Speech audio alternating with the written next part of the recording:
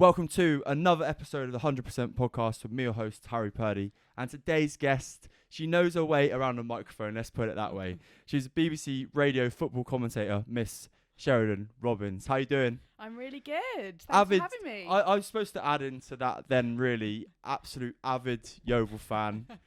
Half marathon runner as well. Yep. Many interests, many things going on for you. Absolutely. How has the start of the season been for Sheridan Robins? Busy. I can't believe we're only a month in. 8 games covered in August. Wow. Lots of different teams, not just Yeovil, which has been an experience, but one that I'm enjoying. So a whole new challenge this season, but it's never boring, that's for sure. No, that's right. And obviously, like every week now on whatever it is, Instagram or Twitter, it's like, I'm here.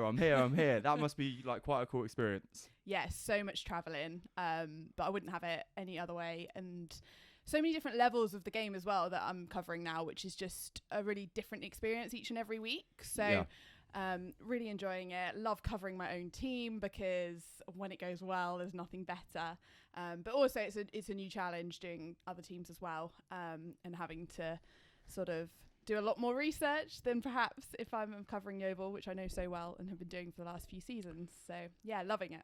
Yeah, amazing. I'm sure we'll come on to commentary and all of those kind of things like later on into the podcast. But for you, obviously the passion is so obvious with Yeovil, and of course that you are one of the director's daughters, right? Yeah. So there must be some links from early where you kind of took an interest in football and all those kind of things. So what were the first kind of times that you were like, oh my God, this game, I love it? Oh my goodness. I always tell this story, but Dad used to moan at me all the time, asking me to go to matches when I was sort of 12, 13. My sister used to go with him and I was just like, I'm not interested. I really don't want to go. I was just like, I've got better things to do. I want to go shopping with my friends. But I did go to one game at Hewish Park with my grandma, who is a big Yeovil Town supporter as well. It's very much in the family. And I remember it was Carlisle at home, 1-2-1. And I just fell in love with it. What year was this then? That's got to be 2005, wow, 2006. Yeah, nice. Yeah, I think. Because one of my first games was the Nottingham Forest playoff game. And that was just unbelievable. Yeah. But yeah, so it's been in the family for generations. Jerry Locke, is my great uncle, was the chairman. And obviously now Dad is involved. And yeah, I wasn't really allowed to support anyone else. And I wouldn't have it any other way. But yeah, and then since then, really, I just had season tickets. We used to live in Bedfordshire. My dad still lives in Bedfordshire. We would travel down for games, have a season ticket, do that 300-mile round trip just to go watch Yeovil. So we've seen all the highs and a lot of lows as well. Yeah, it's interesting, isn't it? Because there's kind of been this almost yo-yo kind of vibe with but they went so high. And now, obviously, unfortunately, it is so low. Like when it comes to comparing Yeovil and Havana, I'm myself now to the Championship. But when you think about the memories of Yeovil and stuff, what are the ones that really stand out for you? I mean, the Nottingham Forest game was just unlike anything I've ever experienced, and I always remember a lot of us in that crowd going, "How many more do we need? What's the score?" Like it was just it was such an utterly ridiculous yo-yo game that you don't get all the time, and that just sticks in my mind. I mean, the trip to Wembley, both trips to Wembley, in fact, were just so amazing. I remember not being too upset the first trip to Wembley when we lost to Blackpool. I remember Dad being gutted, but I think that was because I was a relatively new fan. I was like, we just got there, that was fun. Yeah. But then to get there and win, just the most ridiculous game, the most stressful game I've ever experienced. I didn't even want to go and get a pint at half time because I was just so nervous. So that's saying something. Yeah, I know. And I like a drink. So for me to do that. And then just the whole championship experience, it was just phenomenal. We went to every game. Wow. And because we were like, this is probably not going to happen again. And so many people asked me, like, would you change that for where Yeovil are now? Well, you don't get the good times without the bad times. And we got to experience it. It was incredible. No one can take the memories away. And I'm hopeful that we'll have good times again. And no matter if we win in the National League South or we win in the Championship, it still feels the same because it's your club. Yeah. One thing I've always, as you're aware, like my heart is Chelsea, right? But I say more so recently, I've always had an eye on Yeovil, but since I've spoke to a few of the players and have that like little connection with the podcast and Yeovil, that I'm lucky enough that I've got a few contacts that can link me up with a few people and have the chats. Of course, I keep more of an eye on it. One thing I do notice with Yeovil fans is there's like your hardcores, and they're pretty ruthless when it comes to criticising the team. Then you've got the I guess the fair weather ones, which I could be included in, that will turn up to the bigger games or like a Tuesday night under the lights, like when it was the Carabao Cup or West Brom at home, turn up to those games. Then you've got the ones that like are there every week. They've got the season tickets and they're almost at loggerheads with the hardcore fans because they're so chilled out with their opinion. Like it doesn't really matter where Yeovil are. They'll still pay for their season ticket. They'll still turn up. Where are you at with like all of the different opinions and stuff? Are you allowed to come on the record and say? I mean, I think it's really difficult when a fan base has been through what our fan base has been through. And the younger generation's luckier, right? Yeah. Absolutely. I mean, particularly my family have seen us at this level before. I've never seen us this far down the pyramid. I guess I could have joined when we were on the up in terms of being a supporter. Yeah. I do feel like we're a bit of a divided fan base. And I think that's down to a lot of moving parts in the ownership over the past 10 years. And I think that then projects to what's going on the pitch. I would never not want to support my team, no matter what level they're at. But I can understand the frustrations as well. And I think I've said this on the Glovers Cast podcast a lot. We're fed up of losing, and it does impact you. And it is such a big part of people's life. It kind of defines your weekend, doesn't it? Whether your team win or lose. And unfortunately, Yeovil have been losing for a lot of that. And it's a different experience for me now because I'm working. I obviously still feel it so emotionally, but it is a different experience. I've got a job to do. Your commentary as well, whereas, though, yeah. Supporters are paying their hard-earned money, and so I can understand why they're frustrated. But I do feel like we need to come together because if we're gonna achieve anything over the next couple of years, the supporters need to be fully behind the management and the players. So a lot of changes this season. What are your thoughts so far? Yeah, it's been a good start. I think it's been a mixed start. I think whenever you go into a new division, it always takes a little bit of time to adjust. And the cliche goes that when you're a big team in a smaller division, everyone raises their game, and we're already seeing that. But Yeovil haven't, I don't think, played their best football yet, and they're still grinding out good results. So I'd say that's a real positive.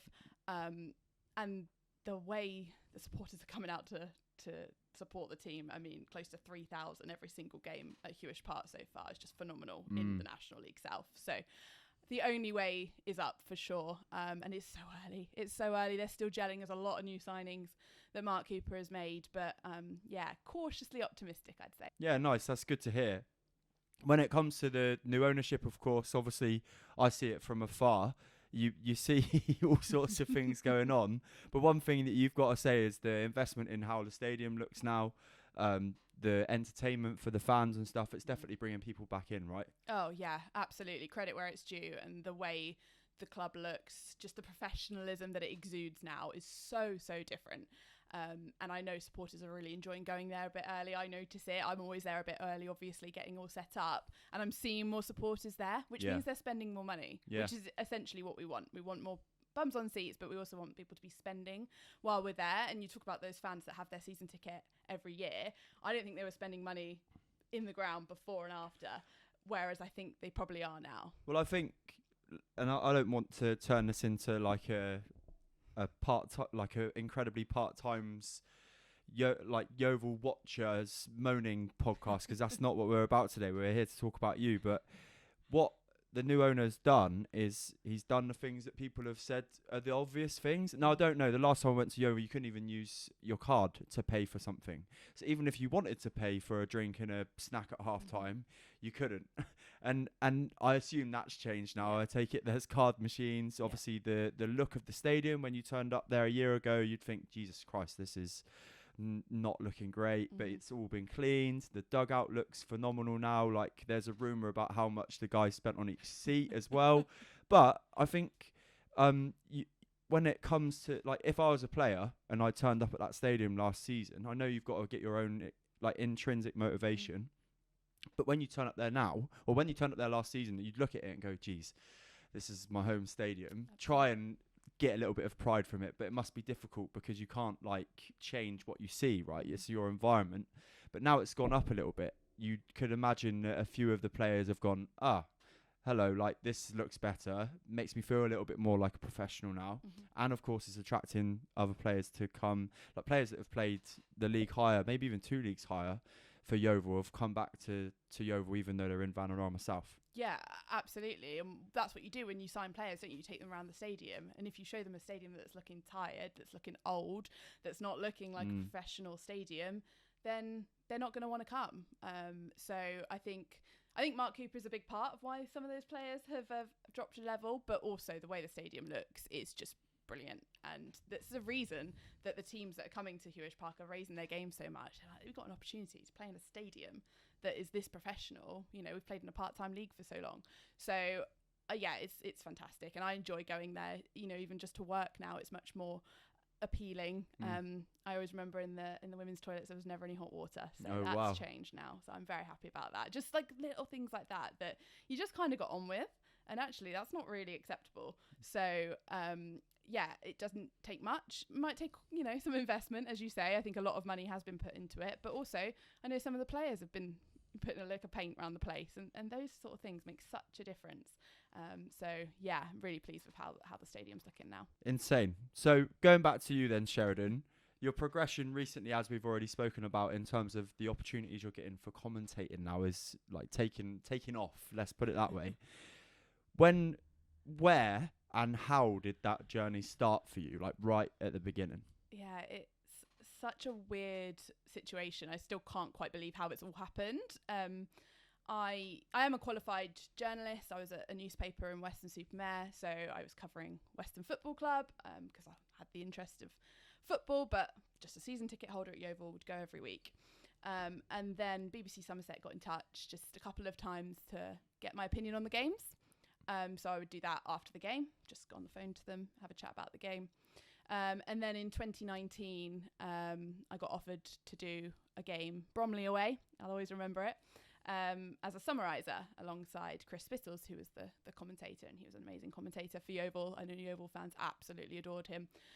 So I went to Bromley away, did that, gave my opinion, enjoyed it. Remember Reece Murphy scoring a 97th minute equaliser. I'll always just have that in my mind, as that was the first game that I was on the airwaves. And from then I did the next season just as summariser. Obviously COVID hit in that time, but I would go to the games behind closed doors and just be the summariser, try and be the eyes of the people that couldn't be there. So it felt like an even bigger opportunity. I know the listeners were through the roof at that time because there was no one in the stadium.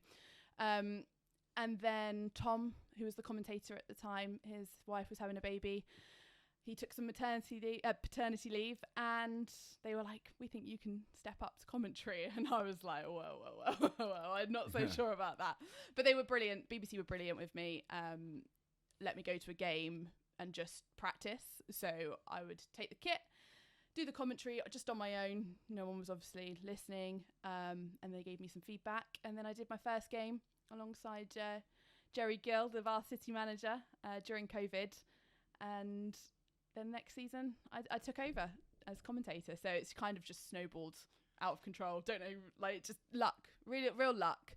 But an opportunity that I just couldn't turn down, however nervous I was.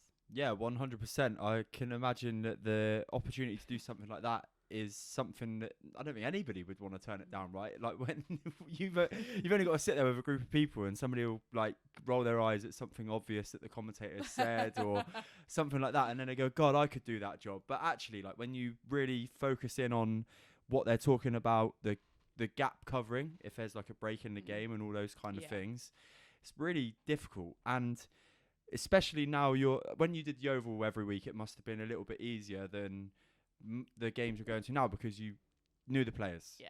Even if you couldn't quite see their shirt number, you'd have a rough idea of who it was, what the changes were going to be. You knew you knew the formation, you knew the tactics, you knew what the manager was probably going to avoid saying or say after the game.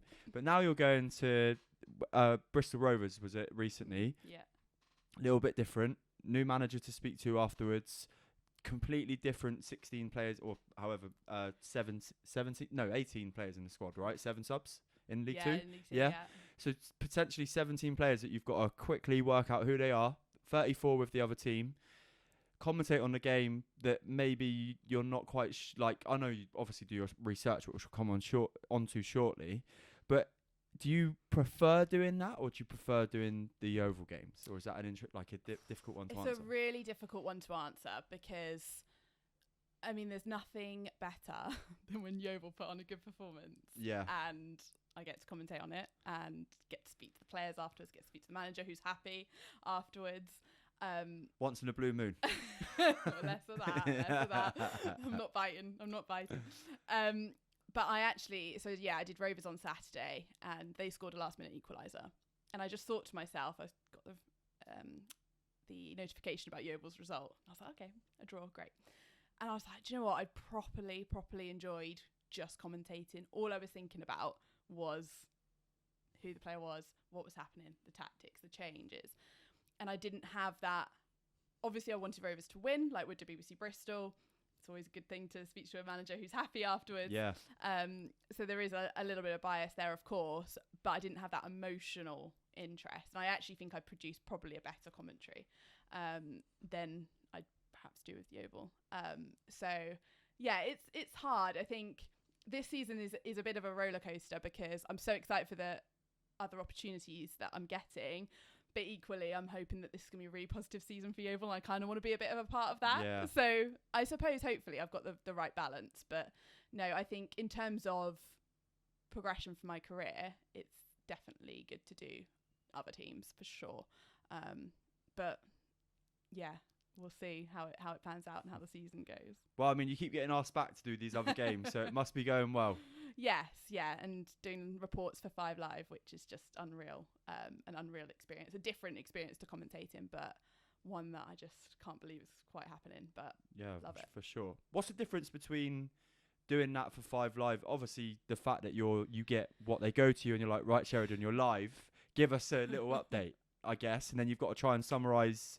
Do they give you a time slot? Yeah, they're right. very strict on the time. So, I mean, completely different. 90 minutes of constant talking, really. Obviously, I have a great summariser with me who helps me along, but 90 minutes of describing the action. Obviously, you're on radio, so you want them to be able to visualise what's happening.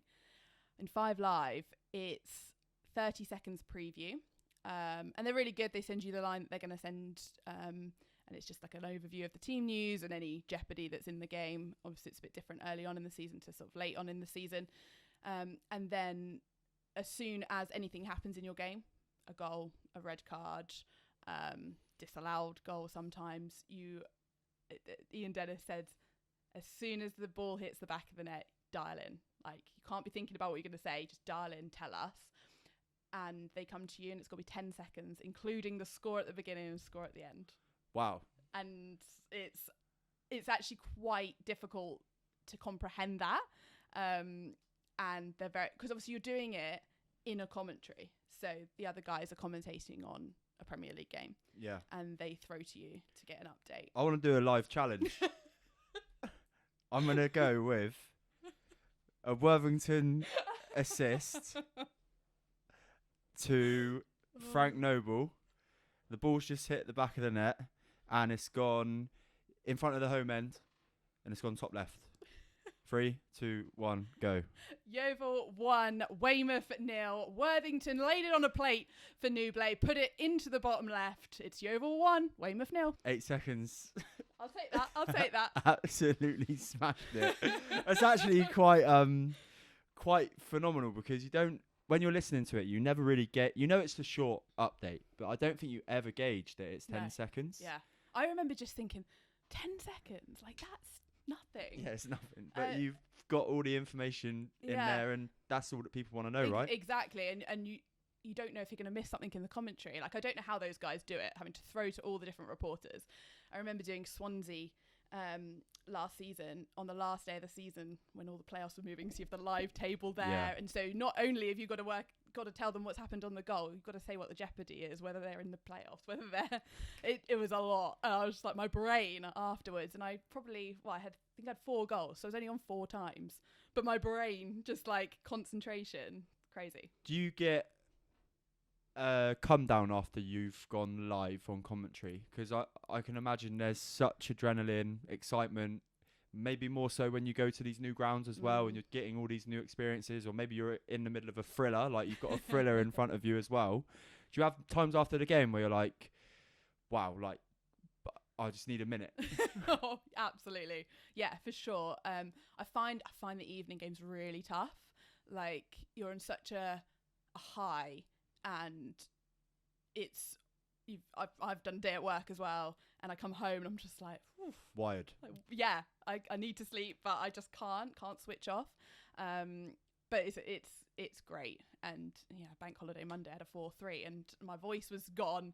I was exhausted. I was just like, right, I'm gonna get back to normal work tomorrow. So yeah, it is a thrill, and particularly I think even in the 5 Live is kind of different because you're sort of always on edge as to what's going to happen, and you need to dial it, and you need to think about what you're going to say. So it's a different kind of nervous energy, but in a good way. I mean, yeah, the reason I asked was yesterday, as you're aware, I'm manager of Sherborne Ladies, and we had the most extraordinary birthday experience. 3 points. Yeah, with birthday weekend 3 points, and like Puckle Church will be going home thinking how on earth they didn't get anything from the game. We really, really rode our luck, but we scored 3 goals in the last 15 minutes and won the game.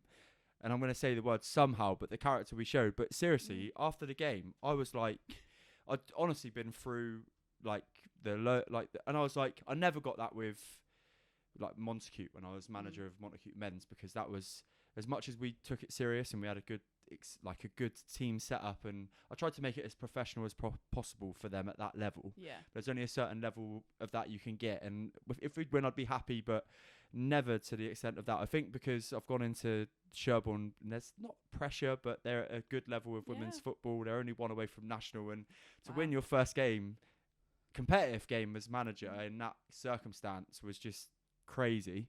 But afterwards, I was like, girls, you're just going to have to give me 10 minutes because I'm just got to get my foot. I just couldn't, I was just like, how the fuck have we managed to do that? And it was just like, yeah, so I can only imagine what it's like when you've got 30,000 people around you. Something crazy's happening in the game. You know you're going live to hundreds of thousands of people, millions potentially on certain millions. They told us that. I was like, don't tell me that. I don't need to know. Yeah, and especially if the playoffs are going on and all those, it's the end of the season. Like you say, there's some jeopardy on the game. You're like, wow, like what an experience. But yeah, that's really cool. My next question is, what makes a good summariser? So you're now lead comms. Mm-hmm. What do you want from the person next to you when they're summarising the game? I think the best summarisers that I work with give me that extra bit of analysis. So while I describe what's happening, I kind of want to know what that means for both teams. And that conversation, I quite like it to be quite conversational, because I think that's nice for supporters of that team to hear. I think working with the same person over and over really helps. Pick the cues up. Yeah, absolutely. And do you know what? Like, Ian Perkins is great. We work really well together, and is he Glover's class? Yeah. He's my regular at Hewish Park, and we have such a laugh and such a good bond in terms of like when he comes in. I don't think I ever really have to ask a question, and that's really great when you can kind of know when to come in, and that takes time, and that takes a relationship to build. So I really love working with him, and also when there's a professional footballer with me, they have that tactical analysis that I cannot get anywhere near, and it's just so good to get that extra bit of the reason why the players are doing what they're doing. Yeah. Because, you know, I say it on comms, like, there's a reason I'm up here and they're down there. We can criticise because that's our job, but to not kind of know what's going on in their mind, why they've made the decision that they have, and the relationships between each other as well in terms of positional play. I think that's really important. So that's always a really good insight when you have a former professional or current professional footballer with you. But it's all about bouncing off each other. I think that it's definitely, the analysis is great and important, but the relationship between the summariser and the commentator, I think, is when they're the most enjoyable listens. Yeah, amazing. What professional footballers have you worked with that have given you like the best kind of tactical insights on games then? I think Chris Wheel is one of the best. Amazing, yeah. He's actually linked with Sherborne. Yes, of course. Yeah. Just because he doesn't just, he's obviously a former goalkeeper, but he just reads the game so well, and also has that I'm a Yeovil supporter about him as well. So I think he's definitely my my go-to in terms of real intricate tactical analysis that he brings. Loved working with Lawson though, Lawson Diaz. Oh yeah, of course. He's a good boy as oh, well. Goodness me. I mean, what a roller coaster we commentated on. And he's the one that swore on air, so got himself in a bit of trouble, but everyone loved it. So he's right up there as well. And it's interesting with him, it's different with Chris, who just kind of analyses it purely from an analytical point of view. You know, Lawson's watching his mates. Yeah. And that's a kind of different vibe as well, and that's quite interesting to kind of, he knew the players and knew what they were thinking. He'd take the mick out of them a little bit.